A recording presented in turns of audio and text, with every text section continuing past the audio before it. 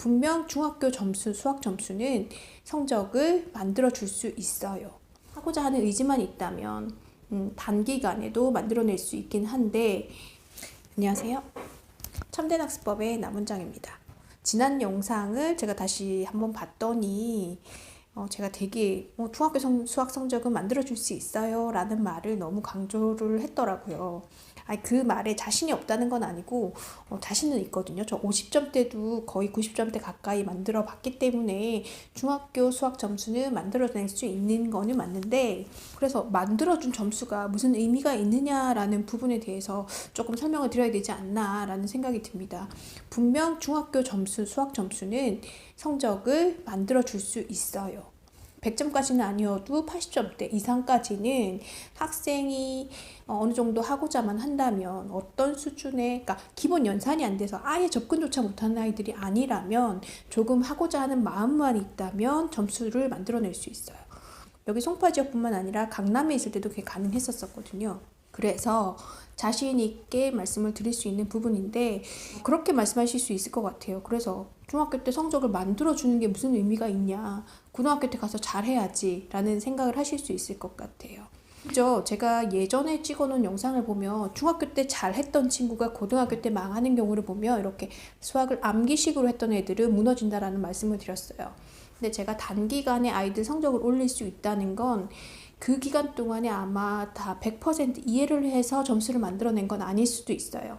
100% 이해는 못했지만 어느 정도 이해를 하고 암기를 한 상태에서 그 점수대를 받을 수가 있어요. 그러면 그렇게 받은 점수가 무슨 의미가 있겠냐라고 생각을 하시겠지만, 아이들은 그걸 통해서 작은 성취를 하더라고요. 초등학교 때 저학년 때부터 너무 시켜서 고학년 때 손을 놨다가 이제 중학교 가서는 아이가 조금 이제 해야 되겠다라는 느낌은 있고, 그리고 자기가 평상시 예전 했던 게 있기 때문에 하면 될 거라고 생각을 했는데 막상 안 됐던 아이들, 그런 아이들은 의욕은 넘치는데 실력이 못 받쳐주는 거기 때문에 처음 보는 유형이라든지 이런 게 있으면 조금 과감하게 식을 이렇게도 세워보고 저렇게도 세워보고 하면서 발전을 해 나가야 되는데, 이 자존감이 떨어지는 친구들은 식 자체를 못 세우죠.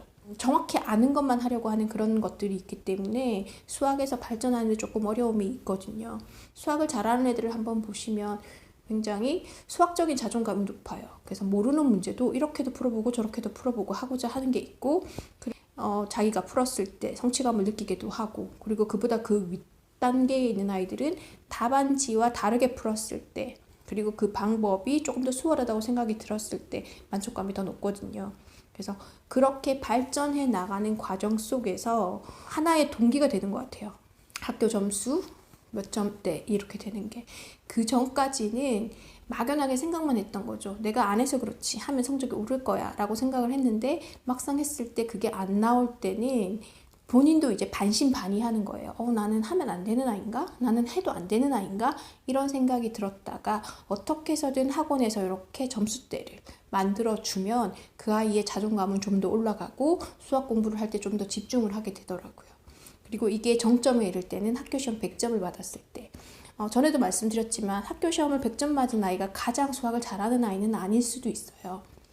수학을 진짜 잘하는 아이들은 영재고 가고 갈 준비를 하는 올림피아드를 풀고 했던 아이들인데, 학교 시험 100점인 것은 또 다른 문제여서 그랬을 때 이 자존감이 높아지더라고요. 그리고 그 100점 맞은 게 한 번이 아니라 두 번일 때는 그게 더 올라가고, 세 번일 때는 더 올라가서 나중에는 다 해결할 수 있는 그런 수준이 되더라고요. 그러니까 수학이 힘들다라고는 얘기를 하지만 사실상 그게 안 했던 부분에서 바로 들어가니까 힘들었던 거고요. 이게 차근차근 단계를 했다면 수학이 그렇게 어려운 과목은 아니거든요. 왜냐하면 대한민국의 웬만한 사람들이 다 배우는 교과 과정인 거잖아요. 근데 그렇게 어렵게 내지는 않았었거든요. 그리고 보시면 알겠지만 이제 수포자였던 부모님들께서 지금 다시 돌아가서 그때 수학을 공부를 하시면 쉽다라는 느낌을 받으실 거예요.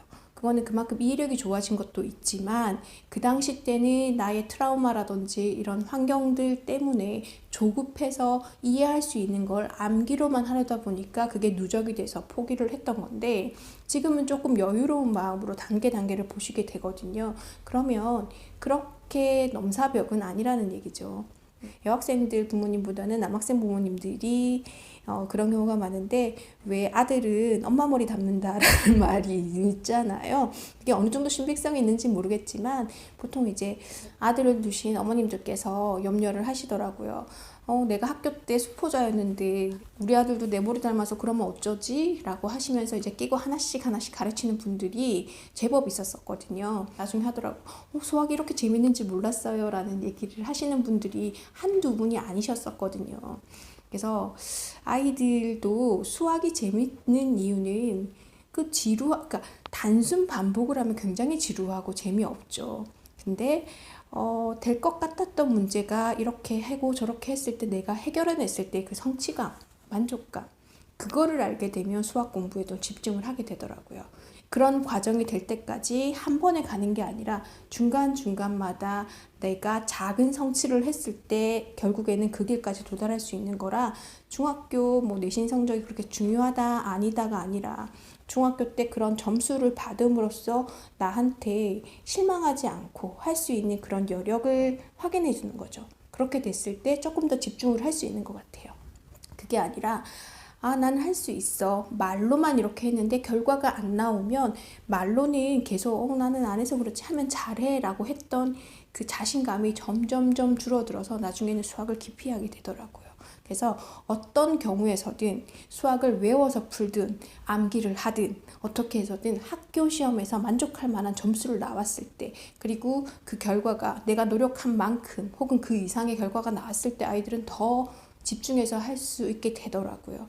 제가 지난 영상에서 중학교 수학 점수는 만들어 드릴 수 있습니다 라고 했던 그 말만 봤을 때는 수학 선생이 아이들한테 암기만 강요하는 게 아닌가 라는 생각을 하실 수 있을 것 같아서 그의 부가적인 설명을 드리기 위해 이번 영상을 찍었습니다. 다음 영상에서는 중등 수학을 하면서 어느 영역까지 이해를 하고 어느 영역에서 암기를 해야 되는 부분인지 제 나름의 견해를 가지고 말씀을 드리도록 하겠습니다. 네, 시청해주셔서 감사하고요. 다음에 다시 인사드리도록 하겠습니다.